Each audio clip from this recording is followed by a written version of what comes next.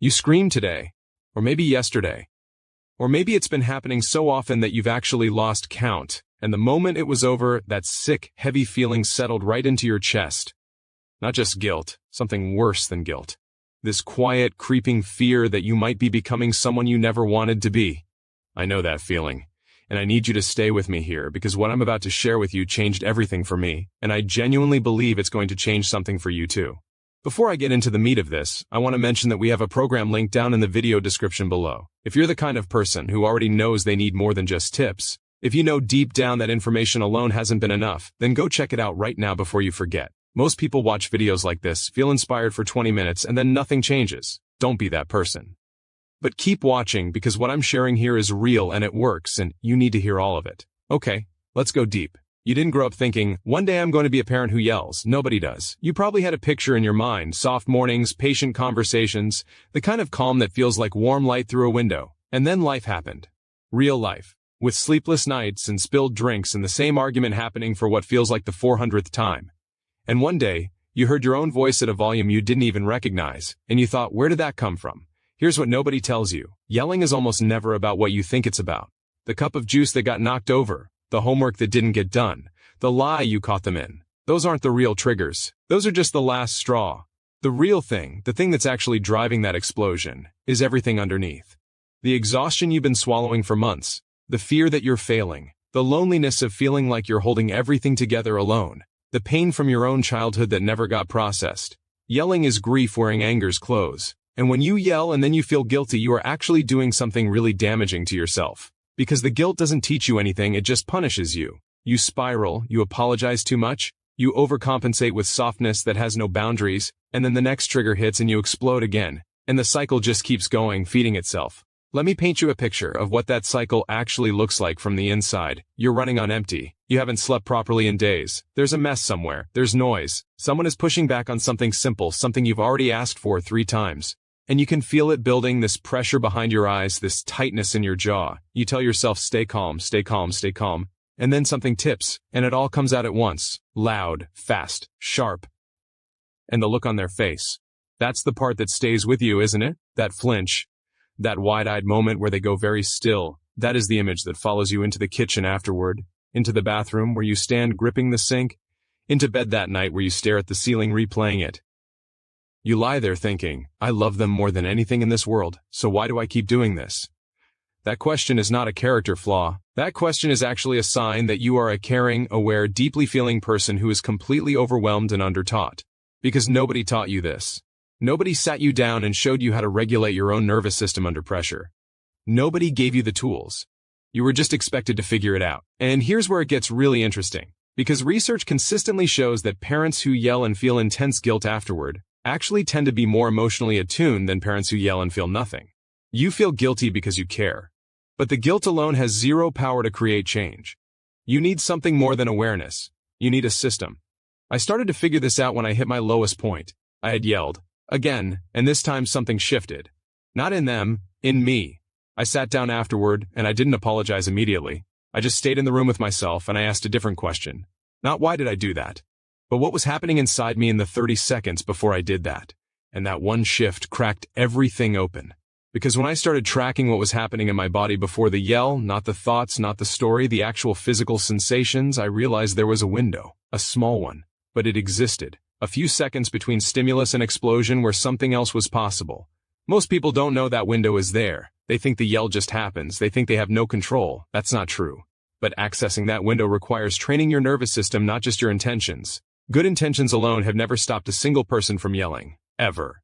The science on this is clear. Your brain, under stress, floods your body with cortisol and adrenaline in milliseconds. Your prefrontal cortex, the part responsible for rational thinking and impulse control, goes offline.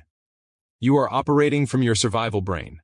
And your survival brain does not care about your parenting goals. It only cares about threat response. So what actually works? The first thing is learning to recognize your personal early warning signs. Not the explosion, not even the buildup. The very first flicker. For some people it's a tightening in the chest. For others it's a change in breathing. Some people feel it in their shoulders. Some people feel a sudden heat behind their ears. Your body knows before your mind does. And when you learn to catch that first signal, you gain time. That time is everything. The second thing is understanding that interrupting the stress response physically works faster than any thought-based strategy. When your nervous system is activated, talking yourself down is often impossible. But changing your breathing pattern, for example, taking a longer exhale than inhale for just a few cycles, actually signals your vagus nerve to shift you out of fight or flight. This isn't spiritual advice. This is neurobiology, and it works within seconds. The third thing is reframing what's happening in the moment. Not denying it, not suppressing it, reframing it. Instead of "this is chaos and I'm losing control," the reframe is "this is activation and I have a window." That shift in interpretation changes the entire emotional trajectory. But here's what I want you to really hear. These tools work, but they work dramatically faster and more deeply when you have structure, support, and someone showing you exactly how to apply them to your specific situation. Reading about tools and actually having them embedded into your nervous system are two completely different things.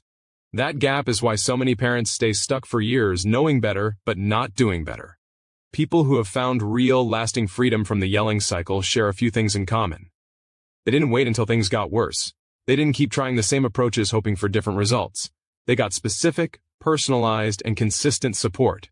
And they stopped letting guilt keep them frozen in a pattern that was hurting them and the people they love most. Parents who commit to this kind of deep work report that the change doesn't just happen in those explosive moments.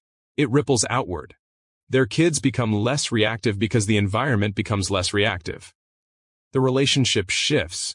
There's more repair, more trust, fewer ruptures. And the parent begins to actually enjoy the relationship more because they're not constantly bracing for the next explosion and carrying the weight of the last one. That's not a small thing. That is a fundamental transformation in the quality of your daily life. And it compounds. Every day you don't yell is a day you build something instead of tearing something down. Every repair moment you handle with calm becomes a model your child absorbs. You are not just changing your behavior. You are rewriting the emotional template your child will carry into their own relationships for the rest of their life. Let me be honest with you about the guilt piece specifically, because I think it deserves its own moment. Guilt is not useless. It's information. It's telling you that your values and your actions are out of alignment. That's important to know. But guilt was never designed to be a place you live. It was designed to be a signal that moves you toward something. If you are using guilt as a punishment rather than a prompt, you are actually using it against yourself in a way that makes change harder, not easier. The parents who break the cycle don't do it by beating themselves up harder. They do it by getting curious instead of condemning, by building skill instead of hoarding shame, by choosing support instead of solitude. You deserve to feel good at this. Not perfect, good, present, regulated, connected. You deserve to end the day and not replay every moment with a pit in your stomach. You deserve to look at them and feel warmth, without the shadow of guilt blocking it. This is available to you. It is not for some other version of you in some other life. It is available right now, in this actual life with these actual people. If something in this video has been speaking directly to you, if you've been nodding along or feeling that recognition in your chest, then you are exactly who our program in the video description was designed for. Not everyone will go click that link. Most people will feel this, feel inspired, and then scroll to the next thing and wonder why 6 months from now nothing has shifted. But you are still here. You watched all the way to this point for a reason. That reason matters. Go check out what's waiting for you below.